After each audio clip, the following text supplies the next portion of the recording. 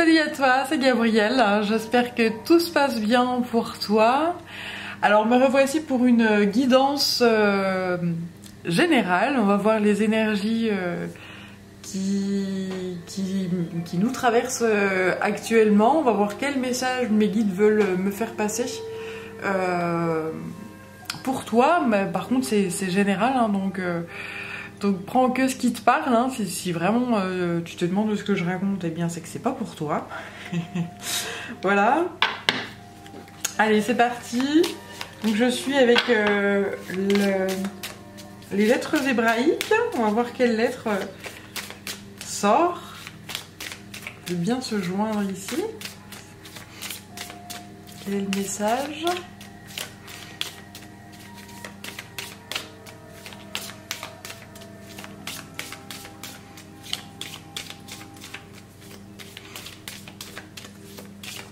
Alors c'est un petit peu long, si tu veux avancer, n'hésite pas.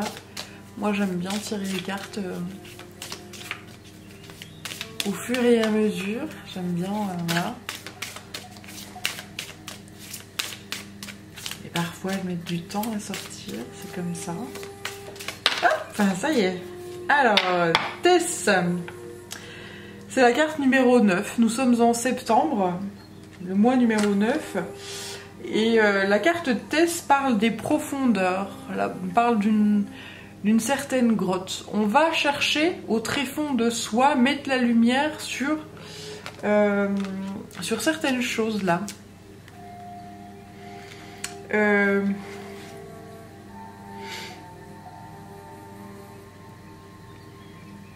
Là, on te dit que tu es libre de décider dans ta situation actuelle la direction que tu veux donner à l'énergie créatrice qui est en toi. Tu peux débloquer, libérer, orienter la situation que tu traverses actuellement de façon positive. Ici, tu es face à des choix, a priori, de vie. Et ce choix de vie, la réponse à ce choix, elle est au tréfonds de toi. Elle est déjà à l'intérieur de toi, tu sais ce qui te convient le mieux. Mais j'entends qu'il n'y a que toi et toi seul qui est capable de savoir ça.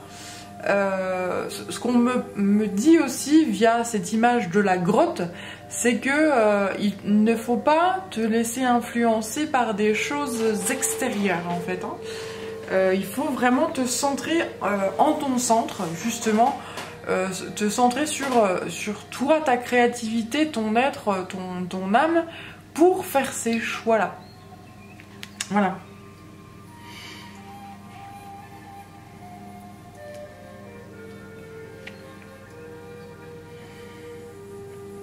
La notion de cette carte également, c'est l'énergie sexuelle, la Kundalini.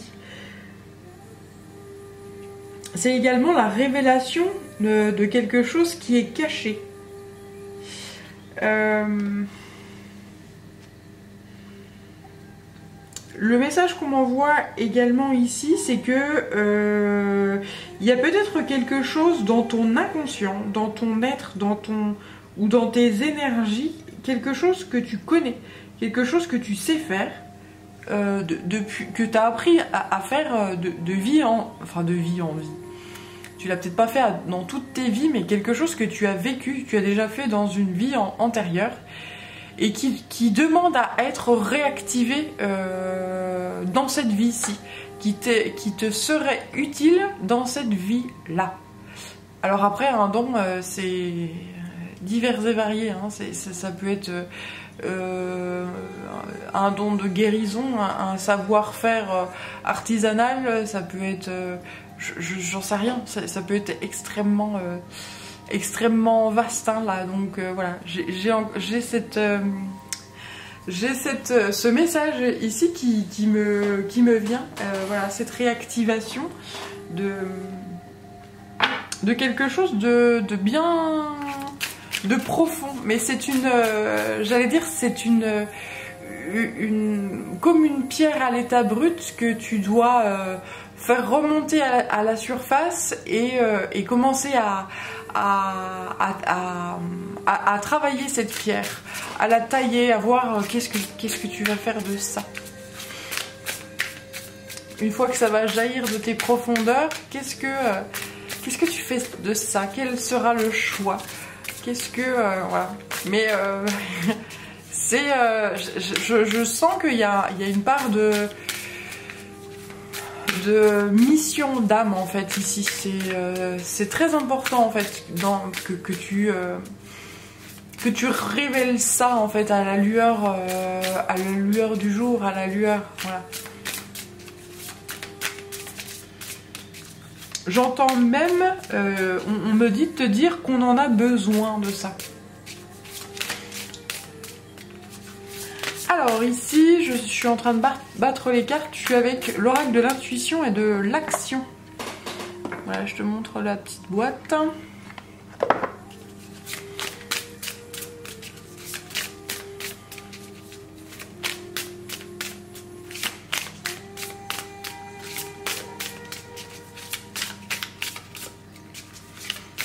On va voir ce que ça veut me dire.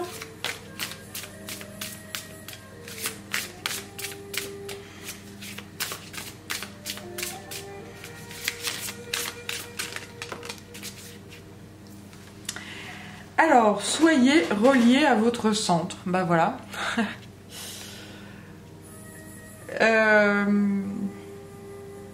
Pour faire émerger ce précieux trésor,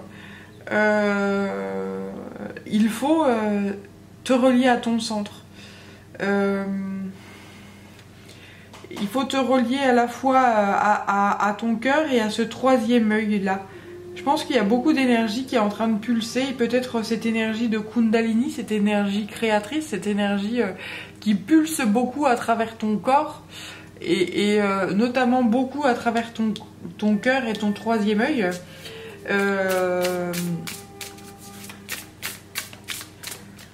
Qui permet de relier le cœur et l'âme en fait, hein, le cœur et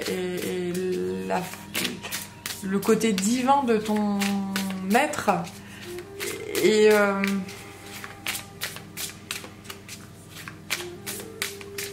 le fait de se centrer sur soi, d'être dans la méditation, dans le silence, dans le calme, dans la paix et l'harmonie, permet de faire jaillir ce trésor-là que tu as à l'intérieur de toi et que tu as ignoré peut-être jusque-là, ou dont tu es inconscient ou inconsciente.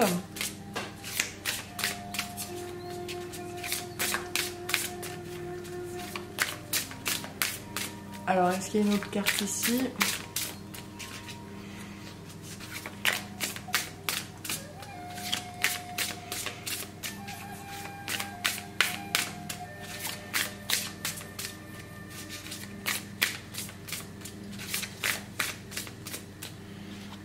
Alors, il y a celle-là qui a l'air de vouloir venir. La liberté. Ah, c'est excellent. La liberté. La liberté d'écouter son intuition. La liberté de faire jaillir ce trésor, quel que soit le qu'en dira-t-on. Il y a encore cette énergie là, je vois cette énergie de Kundalini là qui te traverse, qui traverse l'intégralité de ton corps, de tes chakras, etc. Je pense qu'actuellement tu es en train de rayonner et d'être dans un rayonnement total.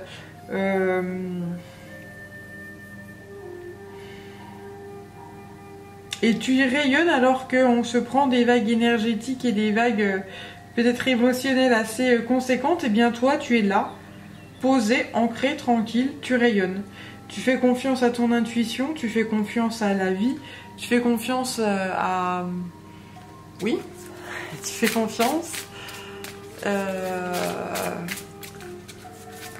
grâce à un chakra racine peut-être très équilibré. Et du coup, bah là, on travaille sur ton cœur et ton troisième œil.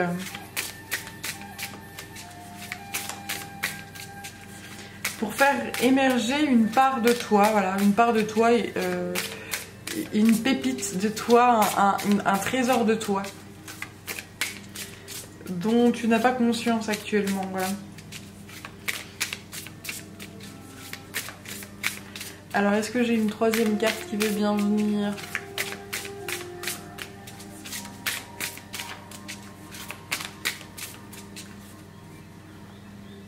La prêtresse. Une énergie de prêtresse, une énergie d'une femme qui justement est à l'écoute de son instinct, écoute sa créativité, écoute son être et communique avec la prêtresse. Pour moi, c'est la communication énergétique, la communication avec l'au-delà et la conscientisation de cette énergie-là. Tu as cessé d'être dans le jugement, notamment face à toi-même, c'est-à-dire de t'auto-flageller en fait, hein, voilà. Et tu es plus dans l'amour de toi-même, ce qui génère une montée en vibration là assez conséquente. C'est-à-dire que les guides ont de moins en moins de mal à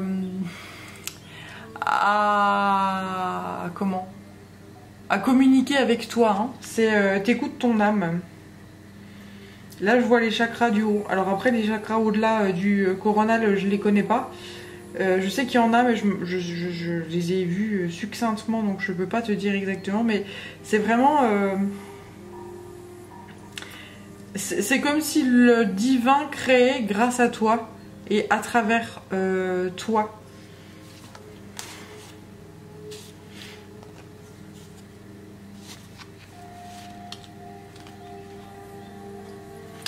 On te parle ensuite d'énergie, d'aimer sans condition, d'amour inconditionnel déjà envers soi-même pour ensuite aller vers les autres et du coup pour se mettre à l'œuvre, pour se mettre en action, pour gérer le chaos ambiant et peut-être apaiser le chaos ambiant.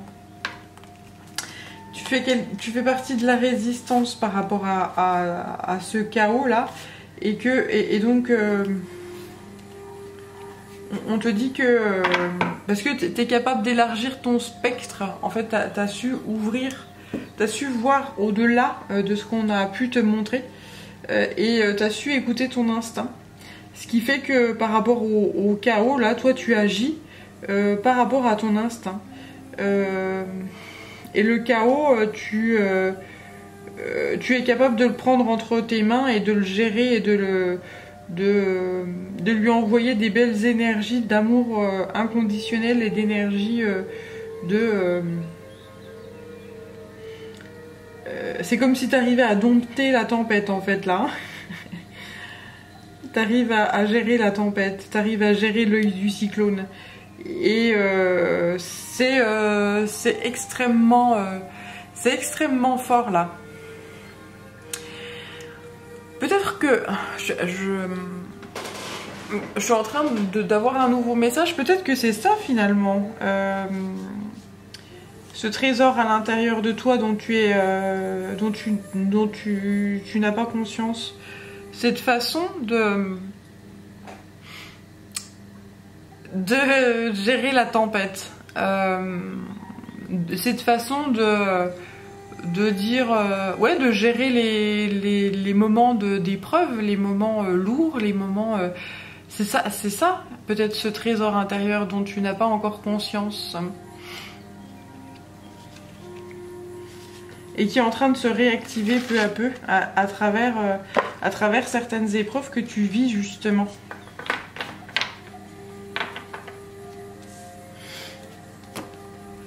Bien, je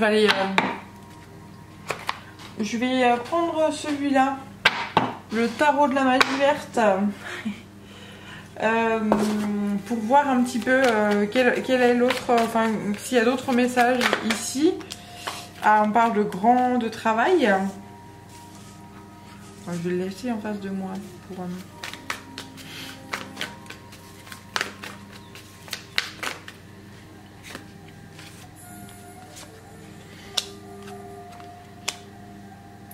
Ouais, c'est ça, c'est-à-dire que là, tu arrives à retrouver un certain équilibre parce qu'il y a eu un énorme travail sur toi, sur toi-même, sur ta personne. Et tu arrives à clôturer certains karmas, à rééquilibrer certaines choses et à être dans le pardon, à être dans la tempérance, à être dans...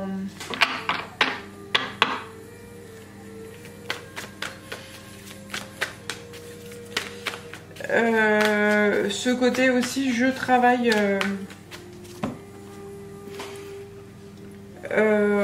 oui, je travaille énormément sur moi pour avancer et ne pas me laisser happer en fait par des énergies autour et voilà.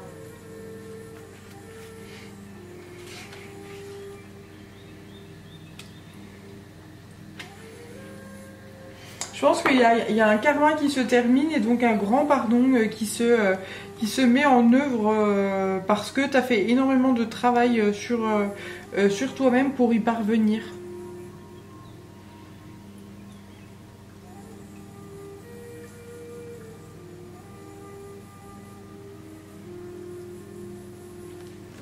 Ouais.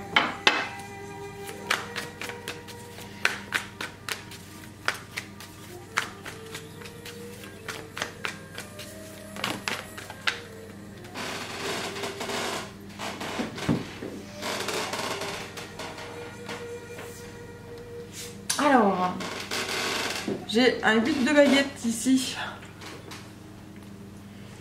Ça me parle d'une information qui arrive, le 8 de baguette.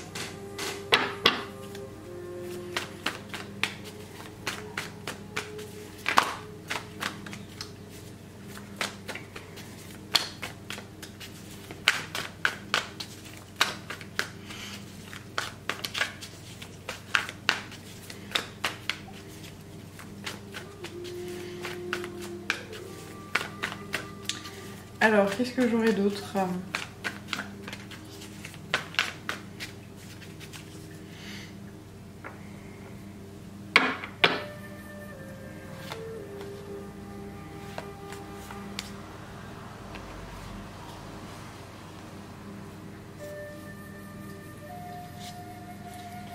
Ok.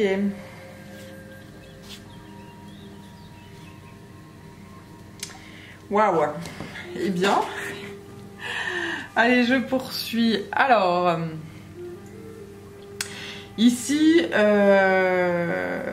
j'ai quelqu'un qui parvient à régler certains karmas parce que cette personne, elle travaille énormément sur sa propre personne, elle travaille énormément en général.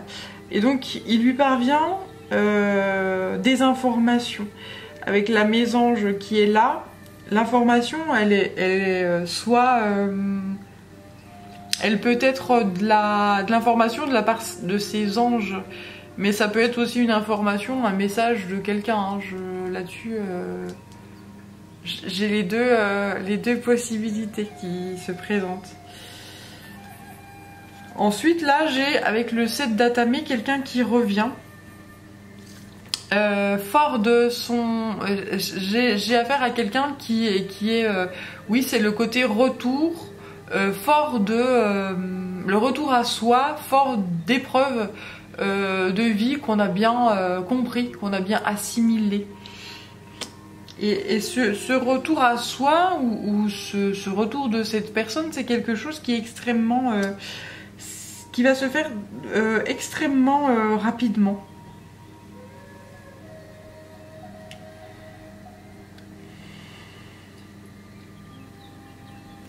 On parle d'une grande force là, d'une grande puissance, d'une grande énergie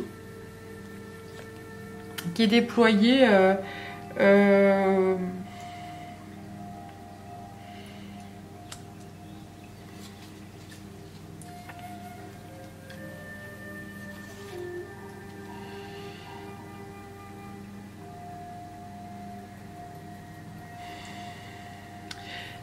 c'est par rapport à un couple en fait, hein. Peut-être un couple qui était... qui n'avait plus de contact et puis qui reprend contact là. Là, il y a un retour, là, il y a de l'information. Il y a une reprise de contact. Et ça me parle d'un retour qui est très rapide, avec beaucoup d'énergie, beaucoup de force, beaucoup de pardon. Et voilà, on discute. C'est des gens qui discutent, des gens, voilà, la dame et le seigneur, c'est la carte des amoureux. C'est des gens, c'est des âmes sœurs, des gens qui s'entendent bien. Mais par contre, c'est des gens qui sont très différents, qui sont des opposés.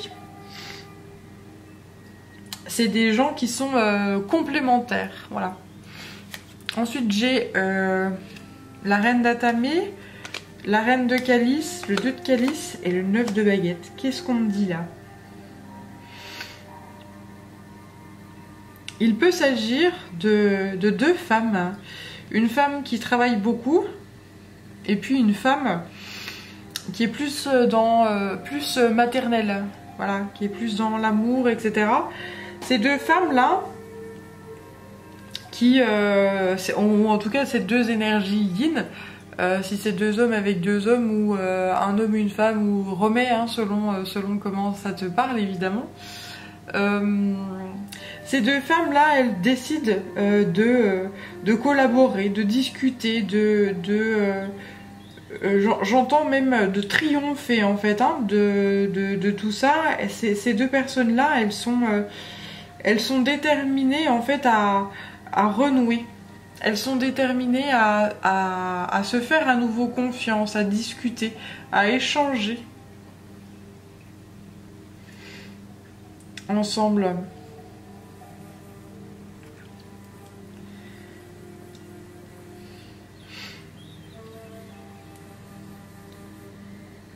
Voilà.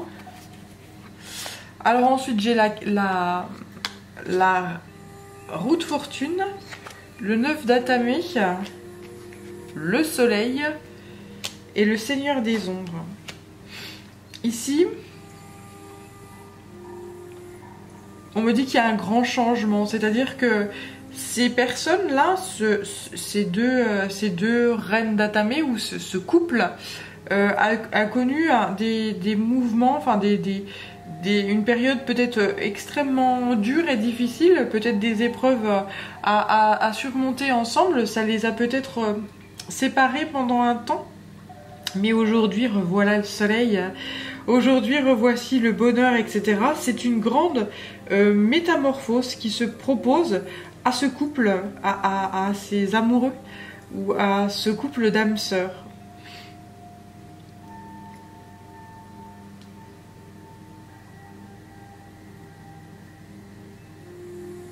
Ouais, il y a vraiment une transformation qui est super conséquente. Je pense que là, j'ai affaire à deux personnes qui sont très différentes l'une de l'autre et qui avaient peut-être du mal au niveau de la communication ou du mal à se comprendre ou du mal à... Voilà.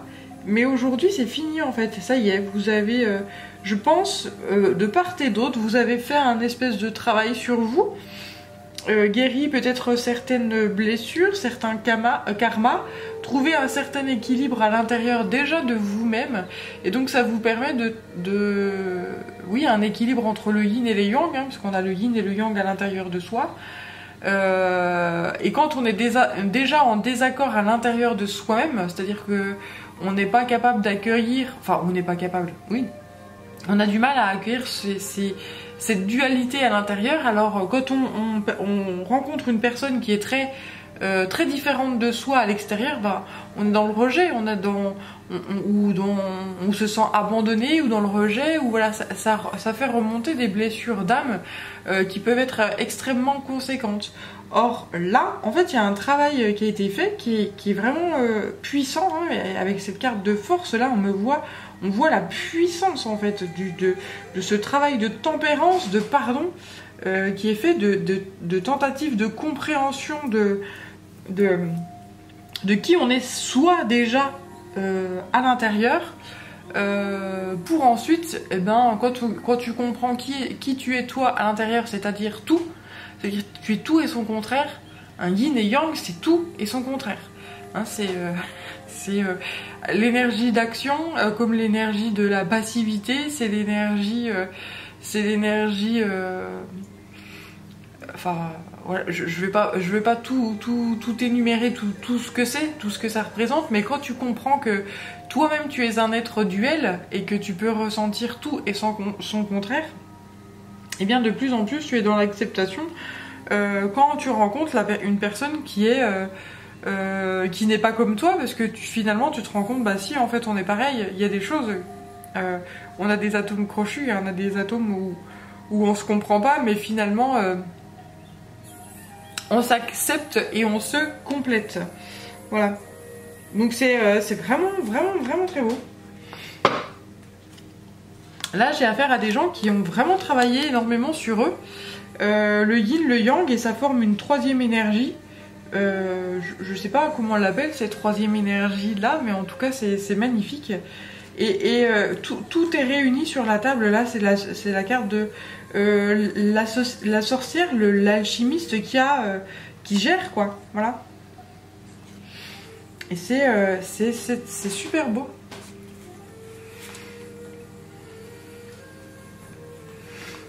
Ouais, allez. J'en suis à combien là? Je vais voir. Tiens, on va prendre le souffle des Amazones. Ah bah là j'ai ma petite fée qui s'envole. Tiens, ma petite fée qui s'envole trop fort. Alors le souffle des Amazones, on va voir ce qu'il veut bien nous raconter, ce jeu là.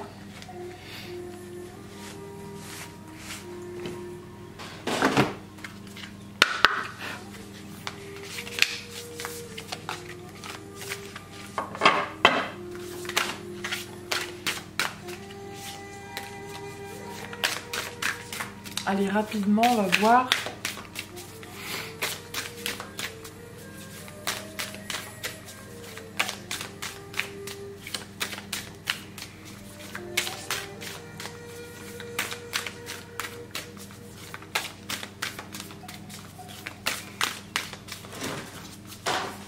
Eh ouais, décidément, c'est encore la fée. Je sais pas si tu entends, mais j'avais dessiné une fée que j'avais suspendue au mur et là, elle s'envole. C'est un très joli message.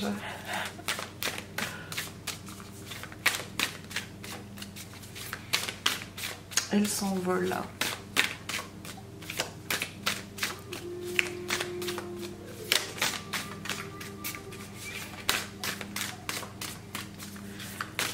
Alors, on a affaire à une Amazone qui est timide. C'est la fée qui se barre, l'Amazone qui est timide, mais qu'est-ce qui vous arrive?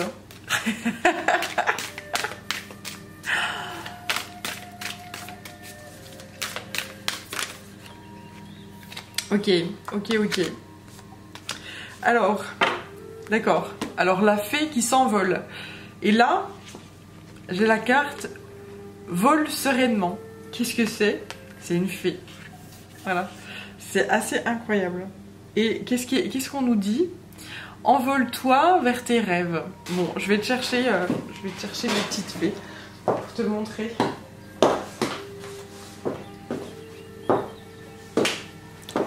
Voilà, je te montre ma petite fée qui s'est envolée, hein, là tout de suite. Je sais pas si tu as dû entendre dans la vidéo.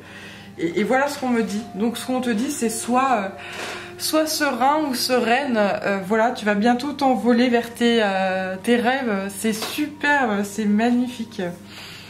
On te dit que le chemin va commencer à se dessiner devant toi. Il est devant toi et il est à l'intérieur de toi. Avec cette énergie, la Tess, tout est à l'intérieur de toi. Tu as un trésor à l'intérieur qui va venir jaillir de tes tréfonds. Et tu peux être en paix, tu peux être dans une certaine tranquillité, dans une certaine sérénité. Tout va bien, vraiment. Et là, ça parle de la flamme intérieure, la motivation et le glaive du courage.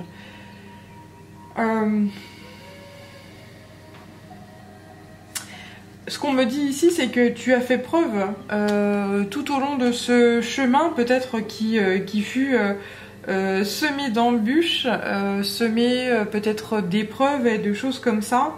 Tu as fait preuve d'énormément de courage et tu n'as jamais baissé les bras. Tu as toujours travaillé énormément sur toi, malgré tout ce qui s'est présenté sur ton chemin. Et c'est pour ça qu'aujourd'hui, tu peux t'envoler.